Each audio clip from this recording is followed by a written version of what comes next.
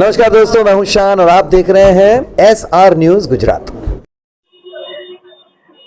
आवेद खान, आपकी video viral हो रही है और ऐसा बताया जा रहा है कि आई ट्रैफिक डिवीजन ने आपके ऊपर आपको मारा है बेरहमी से, तो मामला क्या था? मारा तो है, लगभग 10 से 12 लोग थे, उसमें 2 महिला कर्मचारी भी थे। तो मामला उसका ये पूरा ये है कि मैं पूर्वजन कचहरी मेरे काम से जा रहा था, टैक्स का काम था मेरा। अब मुझे क्या सोने की चाल पूछा था कि पेशाब लगी होगी कि कुदरती हाजत में शौचालय के पास में गया जो सोने की चाल ब्रिज के नीचे है। तो वहाँ पर ऑलरेडी ट्रैफिक कर्मचारी बहुत सारे खड़े हुए थे, उसमें एक TRP जवान भी खड़ा हुआ था। और उस TRP जवान ने सीधे गाड़ी देखते के साथ ही, जो गाड़ी लेके मैं गया था, वो गाड़ी देखते के साथ ही बोले लई लो। तो मैं बोला भाई शू लई लो, केम लई लो? तो बोले गाड़ी ની અંદર નંબર પ્લેટ નથી। મેં કીધું ભાઈ મને કાયદાનું ભાન કરાવતા પહેલા તમે તો કાયદાનું પાલન કરો, તમારી વર્દી ક્યાં છે? તો બોલે આ બધું કાયદો નથી। મેં કીધું CP સાહેબનો પરિપત્ર છે કે ભાઈ વર્દી હોય, વર્દીની ઉપર સ્વેટર કે જેકેટ પહેરવી નહીં, ચાલુ નોકરીએ। તો તમે જેકેટ ટી-શર્ટ પહેરી રાખી છે અને તમે પછી મને કાયદાનું પાલન કરાવો, નંબર પ્લેટ બતાવજો। મેં કીધું તમને સત્તા કોણે આપી ગાડી પર ગાડી ચેક કરવાની અને ગાડી પર નંબર પ્લેટ નથી? અને એ બધું મેં કાયદાકીય બાબતે એમની સાથે ચર્ચા કરતો હતો TRP જવાન જોડે। અને બાજુમાં ઊભી એક મહિલા કર્મચારીએ કે એમ કીધું કે ભાઈ તું શું કામ આટલા બધા લમણા કરે છે ને એમ ને તેમ। મેં કીધું બેન હું પત્રકાર જ છું, એટલા માટે ભાઈ મને કાયદો બતાવે છે, એટલા માટે હું સામે પક્ષે એમને કાયદો બતાવું છું કે કાયદા ખરેખર શું છે। જો તમે ખરેખર કાયદાનું પાલન ના કરી શકતા હો તો પછી અમને કાયદાનું પાલન કેમ કરાવો છો? અને રહી વાત ગાડીની નંબર પ્લેટની, તો ગાડીની નંબર પ્લેટ હું એટલા માટે નથી રાખતો કે આથી પહેલા અગાઉ મને 4 થી 5 વખત ધમકી મળેલ છે જાનથી મારી નાખવાની, એટલા માટે હું ગાડીની ઉપર નંબર પ્લેટ નથી રાખતો। એના સિવાય બીજું કંઈક છે નહીં।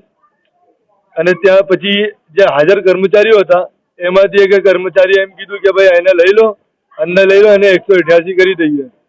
એ બાબતે હું વિચારવામાં જ હતો ને પાછળથી એક હાથ આવ્યું અને મને ધક્કો મારી પાછળ મને પાડી દેવામાં આવ્યું અને લાતો મારવાનું શરૂ કર્યું એ લોકોએ।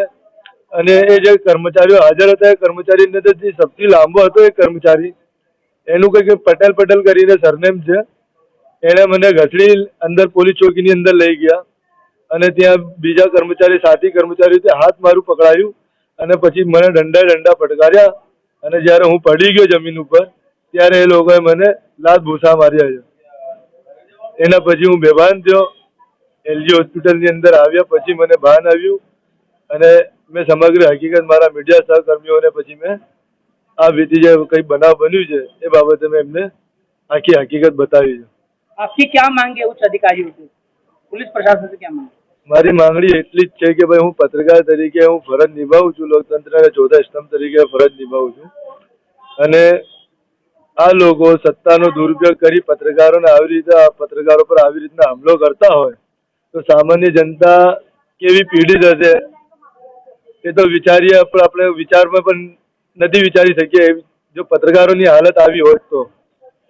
એટલા માટે હું જે મોટા અધિકારીઓ છે, DCP સાહેબ છે, CP સાહેબ છે, હું બધાથી એક જ રજૂઆત કરી છું કે ભાઈ જેટલા હુમલાખોરો છે પોલીસ કર્મચારીઓ મારી ઉપર જે હુમલા કર્યા છે એ બધાને ફરજ મુક્ત કરવામાં આવે અને એમની ઉપર FIR નોંધી યોગ્ય કાર્યવાહી કરવામાં આવે તેવી એક પત્રકાર તરીકે મારી એમની ઉપર આશા છે।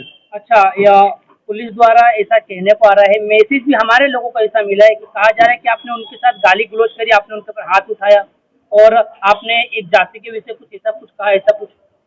હું એક પત્રકાર છું, સામાન્ય નાગરિક નથી અને કાયદો શું છે કાયદો શું નથી એનું મને ખ્યાલ છે। અને જ્યારે માણસ ભલે TRP હોય તો TRP વર્દી પહેરેલી હોય તો એની ઉપર હું હાથ ક્યારે ઉપાડી નથી શકતો। વર્દીનું સન્માન હું મેં પહેલા પણ કરતો આવ્યો છું અને અત્યારે પણ હું વર્દીનું સન્માન કરું છું। એટલા માટે આ વસ્તુ જે છે એ ખોટી ચિતરી કાઢવામાં આવી છે કે ભાઈ મેં એમની પર હાથ ઉપાડ્યું હોય। બધા પોલીસ કર્મચારીઓને દરેક પોલીસ સ્ટેશનની અંદર ઓન બોડી કેમેરા આપવામાં આવેલા જ છે।